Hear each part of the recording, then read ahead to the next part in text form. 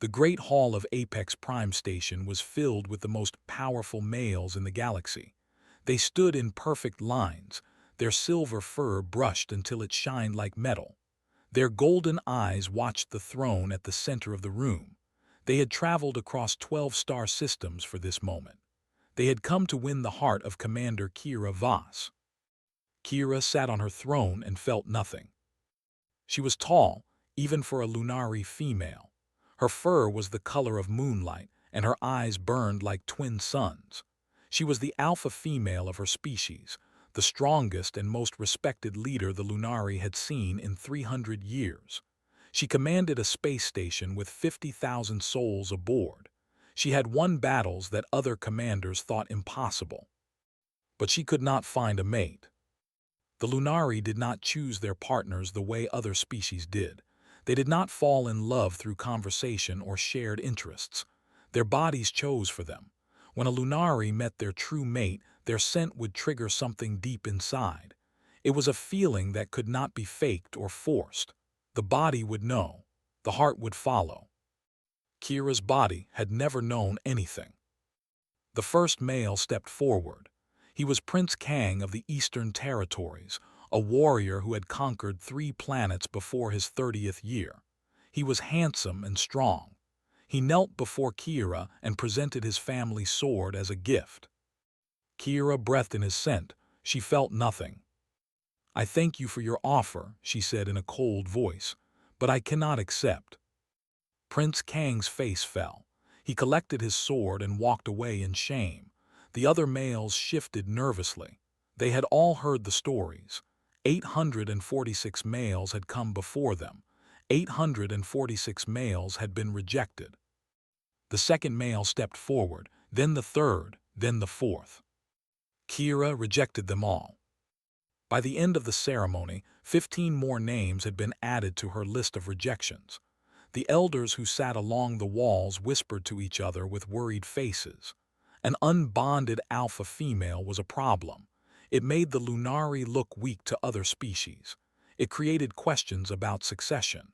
It went against nature itself. Elder Moon, the oldest of the council, approached the throne after the last male had left. "Commander," he said carefully, "you must understand our concern. You are not getting younger. The bloodline must continue." Kira's claws tightened on the arms of her throne. "I will not bond with a male my body does not recognize. That is not our way." "Perhaps," Elder Moon suggested, "you could learn to accept one of them. In time, feelings might grow." "Feelings?" Kira stood and the elder stepped back in fear. "I am not looking for feelings. I am waiting for the call of my blood. I am waiting for the fire that our ancestors wrote about. I will not settle for anything less." She walked out of the great hall, leaving the elders to their whispers. 3 levels below, in the dark and forgotten corridors of the station, a small transport ship docked at a service entrance. The door opened, and a single human male stepped out. Park T carried one bag over his shoulder. It contained everything he owned in the universe: 2 sets of work clothes, a photograph of people he had failed, a medal he did not deserve. He was 28 years old, but his eyes looked much older. There were scars on his hands and deeper scars inside his heart. He had been a combat medic once, serving with the human forces during the border wars. He had been good at his job. He had saved many lives. But not enough. The memory came to him without warning, as it always did. The sound of explosions, the screaming of his squad, the weight of bodies he could not save. He had carried the survivors for 6 hours through enemy territory, his muscles tearing, his bones breaking, his mind shutting down everything except the need to keep moving. When rescue finally came, they called him a hero. They gave him a medal. They put his face on the news. T felt like a fraud. 12 people had died under his care. He had lived. That did not feel like victory. So he ran. He left Earth and drifted from station to station, taking the jobs no one else wanted: cleaning, maintenance, waste disposal, jobs where no one looked at him, jobs where he could disappear. Apex Prime Station was just another stop. He reported to the sanitation office, where a bored alien handed him a uniform and a cleaning cart. "Night shift," the alien said without looking up. "Deck 7 through 12. Don't talk to anyone important. Don't make trouble. Don't exist." "Understood," T said quietly. He found his small room in the worker housing area. It was barely big enough for a bed. He did not mind. He did not deserve better. That night he began his first shift. The corridors of Apex Prime were quiet after midnight. Most species were sleeping. T pushed his cart through empty hallways, scrubbing floors and cleaning walls. The work was simple and repetitive. It gave his hands something to do while his mind drifted. He was invisible here. The aliens who passed him did not even glance in his direction. To them, humans were a client race, barely worth noticing. They were useful for cheap labor and nothing else. Some aliens considered humans only slightly smarter than animals. T did not argue with them. He did not want to be noticed. He wanted to fade into the background until he faded away completely. On Deck 11, he cleaned a long corridor that led to the command center. The lights were dim here, set to night mode. His footsteps echoed in the silence. He did not know that someone was watching him. Kira stood at the end of the corridor. She had left her quarters because sleep would not come. Her mind was too full of frustration and disappointment. Another failed summit. Another year of loneliness. She was beginning to wonder if something was wrong with her, if her biology was broken in some way. She stepped through the door and stopped. Something hit her like a wave. It was a scent unlike anything she had ever experienced. It wrapped around her mind and squeezed. Her pupils grew wide. Her claws slid out from her fingers without her permission. Her heart, which had been cold for so long, suddenly began to pound. What was happening to her? She looked down the corridor and saw a figure in the distance, a worker pushing a cleaning cart. He was small compared to Lunari males with dark hair and pale skin. He moved slowly, unaware that he was being watched. A human. That was impossible. Humans were biologically neutral to Lunari. Their scent should register as nothing, like water or air.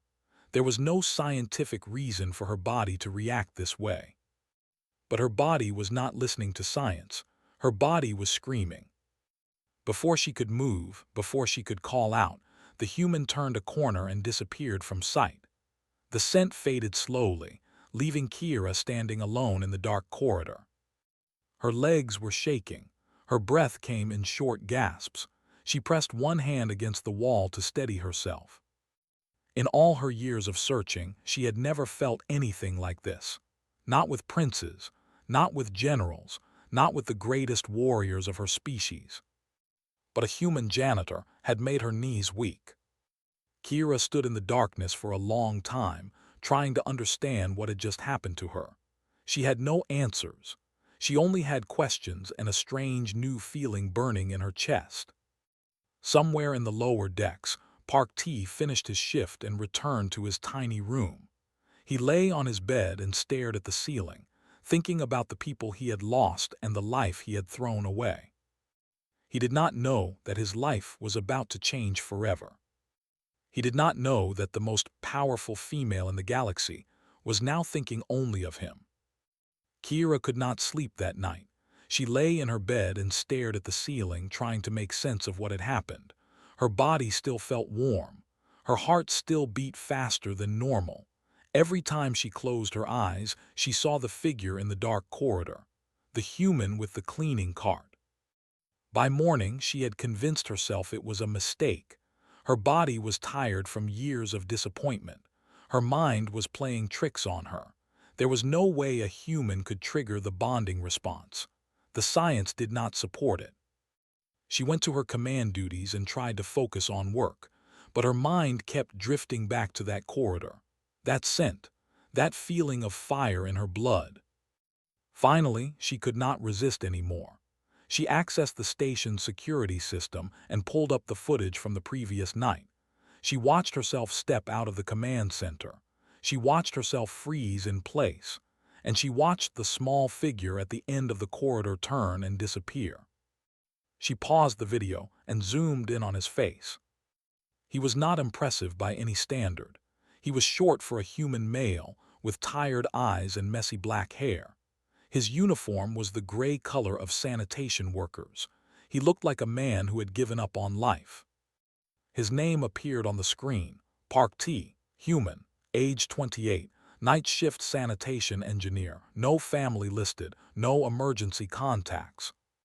A nobody, a ghost, a man who cleaned floors for a living. And yet, looking at his face made Kira's heart beat faster. This is madness, she told herself, but she saved the image anyway. Over the next week, Kira began to change her routine. She started taking walks through the station late at night. She told herself it was for exercise. She told herself she was inspecting the facilities. She told herself many lies. The truth was simple: she was hunting him. She would walk down corridor after corridor, breathing deeply, searching for that scent. Sometimes she found traces of it, faint echoes that made her pulse quicken, but she never found him. It was like chasing smoke. What she did not know was that T had noticed her. He first saw her 3 nights after his arrival. He was cleaning a window on Deck 9 when movement caught his eye. A tall figure stood at the end of the hallway watching him. Silver fur, golden eyes, the uniform of a commander. T immediately looked away and worked faster. High-ranking aliens made him nervous. They usually only noticed workers like him when something was wrong. He finished the window and moved to the next corridor as quickly as possible. But she appeared again the following night, and the night after that. T began to worry. Had he done something wrong? Was he cleaning incorrectly? Were humans not allowed in certain areas? He started changing his route each night, avoiding the upper decks where officers walked. This only made things worse for Kira. Now she could not find him at all. Her sister Yuna noticed the change in her behavior. Yuna was younger than Kira by 5 years, with darker fur and sharper eyes. She served as Kira's advisor and was the only person in the universe who could speak honestly to the alpha female. "You look distracted," Yuna said one morning during their private breakfast. "Are you sick?" "I am fine," Kira answered too quickly. Yuna studied her sister's face. "You are lying, you never lie to me. What is happening?" Kira put down her food. She trusted Yuna with her life, but this was different. This was shameful. This was impossible to explain. "Nothing," she said. "Station business, it will pass." Yuna did not believe her, but she did not push further. She knew her sister would talk when she was ready. 2 more weeks passed. Kira's obsession grew stronger instead of weaker.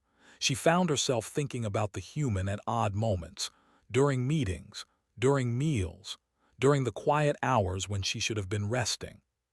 She needed to know if she was going crazy. She needed to confirm that her body had truly responded to him, or that it had all been in her imagination. So she set a trap. She studied his work schedule and learned that he cleaned storage bay 17 every Tuesday night. It was a large room filled with supply containers, with only one entrance. If she waited there, he would have no way to escape. On Tuesday night, Kira hid in the shadows of the storage bay and waited. At exactly midnight, the door opened. Park T walked in with his cleaning cart. He turned on the lights and began his work, unaware that he was not alone. Kira watched him for several minutes. He moved slowly and carefully, paying attention to every corner. He did not rush. He did not cut shortcuts. He cleaned like a man who took pride in work that no one else valued. She stepped out of the shadows. T saw movement and spun around. His eyes went wide when he saw the commander standing before him. In the bright light of the storage bay, she was even more impressive than he had imagined. Tall and powerful, with fur like silver fire and eyes that seemed to look straight through him. He dropped to one knee immediately. His forehead nearly touched the floor. "Commander," he said in a shaking voice, I apologize for whatever I have done wrong. Please tell me my mistake and I will correct it." Kira stared down at him. His submission bothered her in a way she did not expect. She had seen thousands of beings kneel before her. It had always felt natural and right. But seeing this human on his knees made something twist inside her chest. "Stand up," she ordered. T hesitated. In his experience, when powerful beings told you to stand, it was usually a trick. They wanted an excuse to punish you for disrespect. He stayed on his knee. "I said stand up." Her voice was sharper now. "Look at me." Slowly, T rose to his feet. He lifted his eyes and met her gaze for the first time. The moment their eyes connected, Kira inhaled deeply. The scent hit her like a physical force. It was stronger now, closer, realer. Heat flooded through her body. Her claws extended against her will. Her heart pounded so hard she could hear it in her ears. This was not her imagination. This was not a mistake. Her body was choosing him. The word exploded in her mind like a star being born. Mate, mate, mate. Every cell in her body was screaming the same message. This one, this human, this nobody who cleaned floors in the middle of the night. T saw her expression change and took a step backward. Fear crossed his face. He thought she was going to attack him. "Commander," his voice was barely a whisper, "are you okay?" Kira realized she was breathing too fast. She was losing control. She needed to leave before she did something she could not take back. Without a word, she turned and ran from the storage bay. T stood alone among the supply containers, his heart racing, his mind full of confusion. The most powerful female on the station had just looked at him like he was the most important thing in the universe, and then she had fled like he was a monster. He did not understand. He could not understand. He was just a janitor. He was nobody. He was nothing. But the image of her golden eyes stayed in his mind long after he returned to his room. And for the first time in years, Park T dreamed of something other than the people he had lost. He dreamed of silver fur and eyes like suns. He woke up more confused than ever. News traveled fast on Apex Prime Station. Within 2 days, everyone was talking about the strange behavior of Commander Kira Voss. She had been seen walking the lower decks. She had been spotted near the worker housing area. She had changed her schedule for no clear reason. The station officers whispered among themselves. The crew members traded theories. Something was wrong with the alpha female. Yuna heard the rumors and decided she could not wait any longer. She went to her sister's quarters late at night and demanded answers. Kira was sitting by her window, staring out at the stars. She looked tired in a way Yuna had never seen before.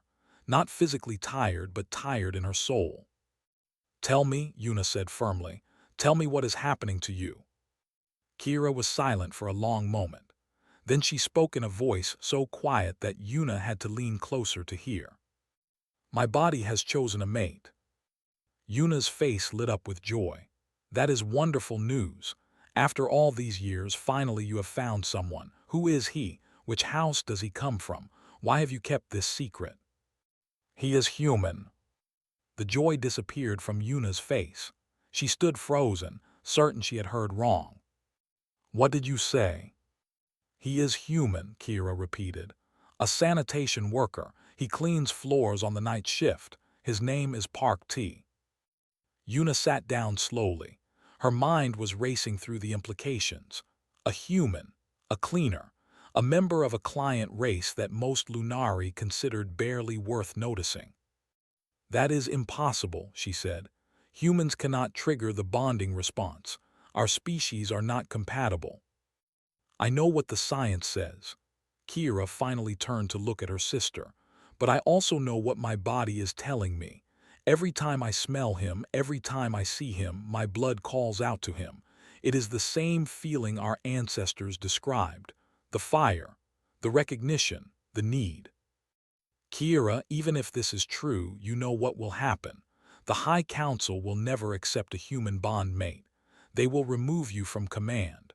They will disgrace our family. Some of them might even call for his death." "I know. Then what are you going to do?" Kira looked back at the stars. "I do not know yet, but I cannot ignore this. I have waited my whole life to feel something. Now I finally do, and it is for a human janitor who will not even look me in the eye." She laughed softly, but there was no humor in it. The universe has a strange sense of humor. Yuna reached out and took her sister's hand. "I think you should talk to him. Before you decide anything, you need to know if he feels the same way." "How could he? I am an alien monster to him. He kneels when he sees me. He runs when I come near." "Maybe he runs because he does not understand. Maybe if you explain things, he would feel differently." Kira considered this. The idea of being vulnerable with anyone terrified her. She was the alpha female. She gave orders. She did not ask for things. She definitely did not confess feelings to humans who cleaned her floors. But Yuna was right. She needed to know. The next night, Kira found T in a corridor on Deck 8. He was repairing a broken light panel, standing on a small ladder with tools in his hands. When he saw her approaching, he nearly fell off the ladder in his rush to kneel. "Please stop," Kira said before he could drop to the ground. "I am not here to punish you. I am here to talk." T stayed on his feet, but he kept his eyes on the floor. "What does the commander wish to discuss?" Kira took a deep breath. "Do you know how Lunari choose their mates?" The question confused him. "No, Commander. We do not choose with our minds. Our bodies choose for us. When we meet the one we are meant to bond with, our scent responds. Our blood responds. Everything inside us says this is the one." T nodded slowly, still not understanding why she was telling him this. "For 10 years I have met hundreds of males, princes and warriors and conquerors. My body responded to none of them. I thought something was broken inside me." She paused. "Then I smelled you in a corridor at midnight and everything changed." T's head snapped up. He stared at her with wide eyes. "Me? You? That is not possible. I am human. I am nobody. I am just a cleaner." Kira stepped closer to him.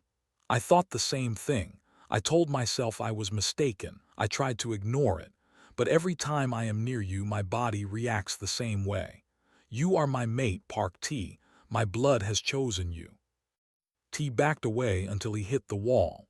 His mind could not process what she was saying. This had to be a joke. This had to be some kind of test. "Commander, I do not understand why you are saying these things. I have nothing to offer you. I am broken. I am worthless. I took this job because I believed I did not deserve anything better." "Why?" Kira asked softly. "What makes you believe that?" T's face twisted with old pain. "Because I let people die. I was a medic during the border wars. My squad was ambushed.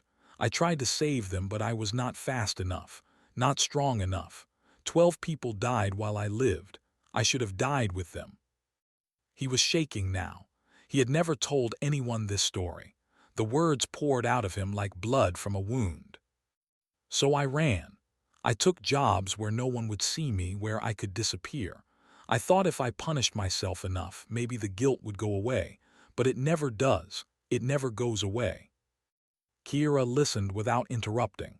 When he finished, she reached out and touched his face. Her fingers were gentle against his skin.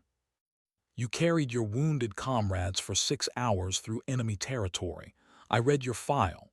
The humans who survived that day are alive because of you. That is not failure, Park T. That is courage." "It does not feel like courage." "I know." Her voice was tender. "You smell like pain, like grief, like guilt that you carry so others do not have to. But underneath all of that, you smell like something else."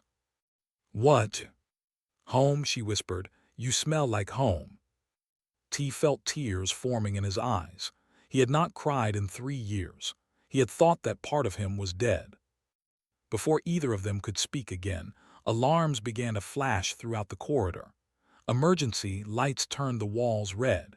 A voice announced over the station speakers. Attention all personnel. The Lunari High Council ship has arrived. All senior officers report to the main docking bay. This is not a drill. Kira's expression hardened. The council, they must have heard the rumors. They were coming to deal with her. I have to go, she said to T. But this conversation is not over. Whatever happens next, I want you to know that you are not worthless. You are not broken, and you are not nobody to me. She touched his face one more time, then turned and walked quickly toward the docking bay. T watched her go. His heart was pounding. His mind was spinning. Everything he believed about himself, everything he believed about his place in the universe was being torn apart. He was afraid, but for the first time in 3 years, he also felt something else. He felt hope, and that scared him more than anything. The council chamber was the largest room on Apex Prime Station. It had been built to impress visitors, with high ceilings and walls covered in the history of the Lunari people. Today, it felt like a prison. 5 members of the High Council sat on raised platforms, looking down at Kira like judges at a trial. They were old and powerful, leaders who had ruled the Lunari territories for longer than Kira had been alive. Elder Moon was among them, his face full of disappointment. Commander Kira Voss, the head counselor, spoke. His name was Elder Sun, and his voice echoed through the chamber. We have heard disturbing reports from this station, reports that you have been neglecting your duties, reports that you have been spending time in the worker areas, reports that you have formed an attachment to a member of a client race. Kira stood straight and proud. She would not show weakness to these old men. My duties have not been neglected. The station operates at full efficiency. That is not the point, Elder Sun continued. You are the alpha female. Your bondmate will stand beside you as a symbol of our people. The bloodline must continue through a proper Lunari match. These are traditions that have protected us for thousands of years. I am aware of our traditions. Then you understand why we are here. Elder Sun gestured to the side door. We have brought someone who can solve this problem. The door opened, and a massive figure walked into the chamber. General HFY was a legend among the Lunari. He stood nearly 8 feet tall, with scarred silver fur and eyes that had seen 100 battles. He had conquered entire star systems in the name of the Lunari people. He was the most decorated warrior alive. And he wanted Kira as his prize. HFY walked to the center of the chamber and looked at Kira with hungry eyes. I have waited many years for this moment, Commander. I have always known we were meant to be together. Kira felt nothing when she looked at him. No fire, no recognition, just cold emptiness. My body does not recognize you, she said simply. Your body will learn, HFY replied with a cruel smile. Once we are bonded, you will come to appreciate my strength. Elder Sun raised his hand. According to our ancient laws, General HFY hereby declares his intention to claim Commander Kira Voss as his bondmate. As is tradition, any male who wishes to challenge this claim may step forward now. Silence filled the chamber. The other Lunari males present lowered their eyes. None of them were foolish enough to challenge HFY. He would kill anyone who tried. Very well, Elder Sun said. If no one challenges within the next moment, the bonding will proceed. Kira's heart sank. This was the end of her freedom. She would be forced into a bond with a male she did not want, and her body would eventually surrender to the biological need to reproduce. Everything she had fought for would be lost. Then the chamber doors burst open. Park T walked in. He was still wearing his sanitation uniform, still carrying the marks of a night shift worker. He was small compared to everyone else in the room, a human among giants, but he walked forward with his head held high. The counselors stared in shock. Guards moved to stop him, but T spoke before they could reach him. I challenge. The words echoed through the silent chamber. HFY turned slowly, disbelief on his scarred face. A human, a janitor, This had to be a joke. "What did you say, little creature?" "I challenge your claim," T repeated. His voice was steady, even though his hands were shaking. "According to your ancient laws, any male may challenge. I am male. I am challenging." Elder Sun leaned forward. "This is absurd. Humans are not eligible for lunari bonding." "The law does not specify species," Yuna's voice rang out. She stepped forward from the crowd, her eyes bright with fierce determination. "I have studied the ancient texts. The law says any male may challenge. It says nothing about which species that male must be." The counselors looked at each other with confusion. This had never happened before. They did not know how to respond. Kira stared at T with wide eyes. What was he doing? HFY would kill him. This was suicide. But deep inside her chest, something warm was growing. He had come for her. This broken, guilt-ridden human had walked into a room full of enemies to fight for her. No one had ever done that before. HFY laughed loudly. "I accept the challenge. This will be amusing. I have never killed a human before." The crowd moved back to form a circle. Traditional lunari challenges were fought without weapons, relying only on natural strength and skill. It was a test of worthiness that dated back to ancient times. T removed his work jacket and stepped into the circle. He looked ridiculously small next to HFY. The general towered over him, muscles rippling beneath scarred fur. "Do you have any last words, human?" HFY asked.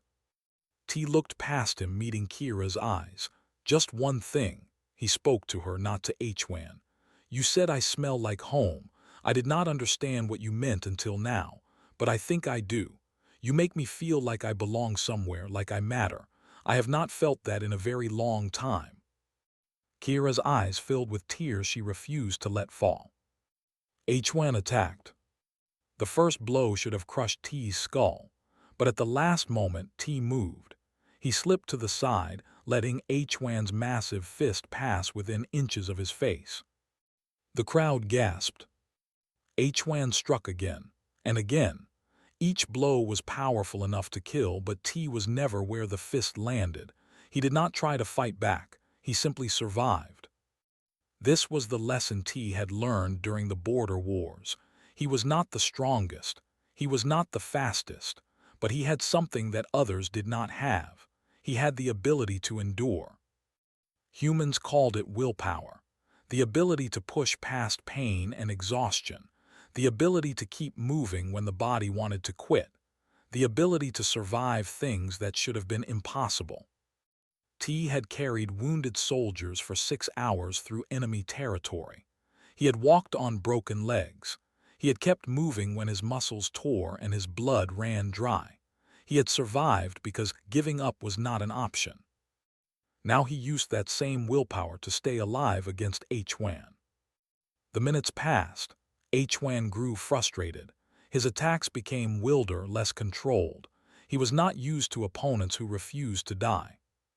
"Stand still," HFY roared. "Fight me like a real male." T's response was to duck another killing blow. Blood was running from cuts on his face and arms. His ribs were cracked from glancing impacts. Every breath was agony. But he did not fall. The Lunari crowd watched in growing disbelief. This was impossible. A human should have died in seconds against an alpha warrior. Yet this small, wounded creature kept standing. Kira understood what she was seeing. This was not strength. This was something greater. This was the human spirit refusing to surrender. Finally, T saw his opening. HFY overextended on a wild swing, leaving his side exposed for just a moment. T stepped in close, closer than he had been the entire fight, and struck. It was not a powerful blow, but it was precise. T had been a combat medic. He knew exactly where the nerve clusters were located in most species. He had studied alien biology during his training. His fist connected with a specific point on HFY's side. The general's body went rigid. His muscles locked. He fell to the ground like a statue, unable to move. Temporary paralysis. It would wear off in minutes, but for now, HFY was helpless. T stood over his fallen opponent, breathing hard, barely able to stay on his feet. Blood dripped from his wounds onto the chamber floor. The room was completely silent. Then Kira moved. She ran to T, catching him as his legs finally gave out. She held him in her arms, not caring about the blood or the watching eyes. "You fool," she whispered. "You beautiful, brave fool." T smiled weakly. "Did I win?" "Yes." Tears ran down her face now, and she did not try to stop them. "Yes, you won." He closed his eyes, and everything went dark. T woke up in a medical bay. The lights were soft, and the bed beneath him was more comfortable than anything he had slept on in years. For a moment, he did not remember where he was or how he had gotten there. Then the pain hit him. His entire body screamed with agony. His ribs were wrapped in bandages. His face was covered in healing patches. When he tried to sit up, gentle hands pushed him back down. "Do not move," Kira's voice said. "You have 6 broken ribs, a cracked skull, and more internal bleeding than the doctors thought possible. They said you should have died 3 times during the fight." T turned his head and saw her sitting beside his bed. She looked like she had not slept in days. Her silver fur was messy, and there were dark circles under her golden eyes, but she was smiling. "How long have I been unconscious?" he asked. 3 days. "And HFY?" He recovered from the paralysis within an hour. He was furious. Kira's smile grew wider. "But the challenge was witnessed by the entire council. According to our laws, you won. He cannot claim me now." T tried to process this information. "So what happens next?" Before Kira could answer, the medical bay doors opened. The 5 council members walked in, followed by Yuna and several other Lunari officials. Elder Sun stood at the front, his face unreadable. "Park T," Elder Sun spoke formally. "You have created a situation that has never occurred in Lunari history. A human has won the right to court an alpha female. There is no law that covers this." Kira stood up from her chair, placing herself between the council and T's bed. "The ancient laws are clear. Any male may challenge. Any male who wins the challenge earns the right to bond. Species is not mentioned." "That is because our ancestors never imagined this would happen," Elder Sun replied. "They assumed only Lunari would compete for Lunari bonds." "But they did not write that into the law," Yuna stepped forward. "I have searched every text, every record. The primal right says that biology cannot be overruled by politics. If Commander Kira's body has chosen this human, then it has chosen. The council has no authority to interfere." The other council members whispered among themselves. They were uncertain. This was new territory for all of them.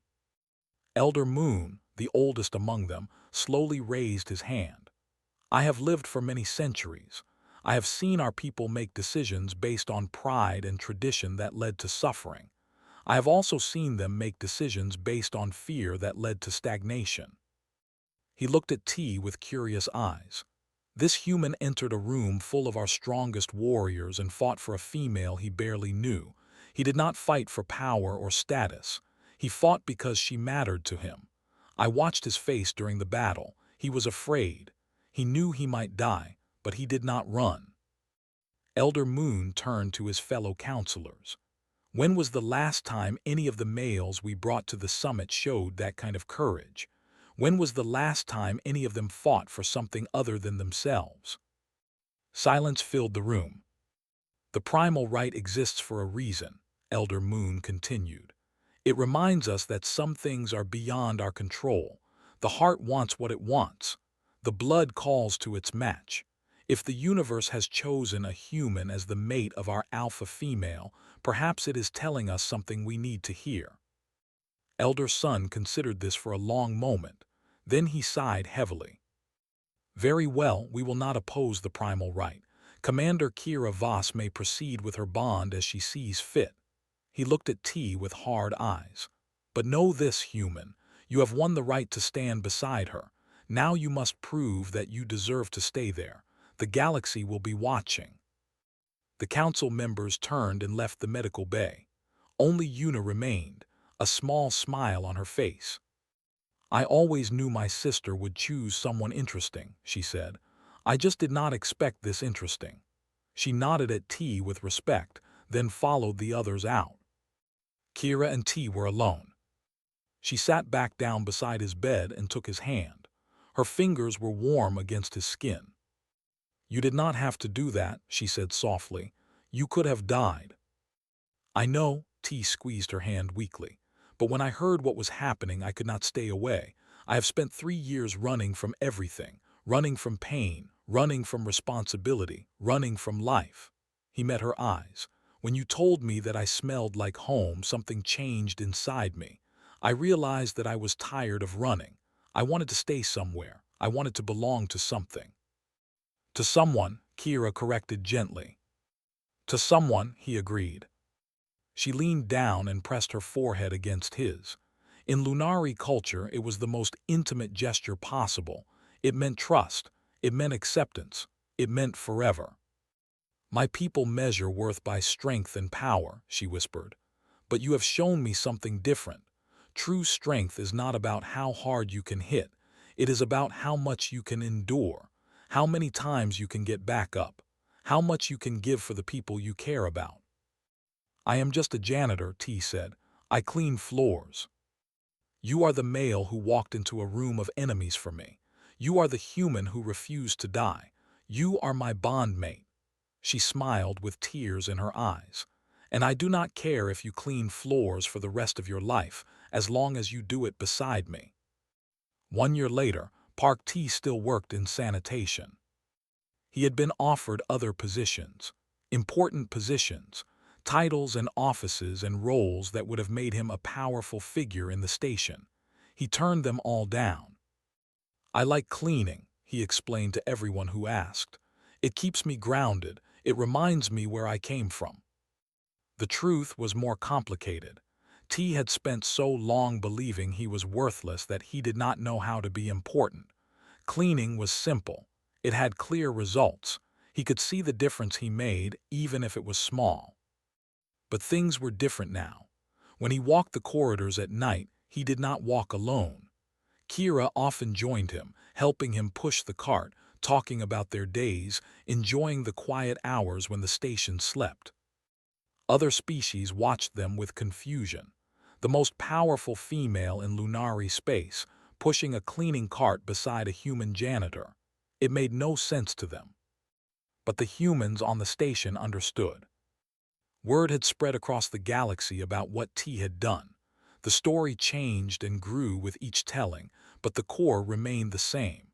A human janitor had fought an alien general and won.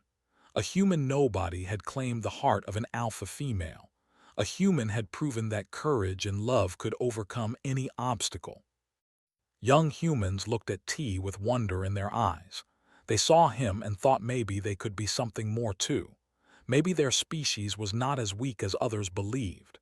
Maybe the things that made them human were strengths, not weaknesses. T did not see himself as a hero. He saw himself as a man who got lucky. A man who found someone who believed in him when he could not believe in himself. But maybe that was enough.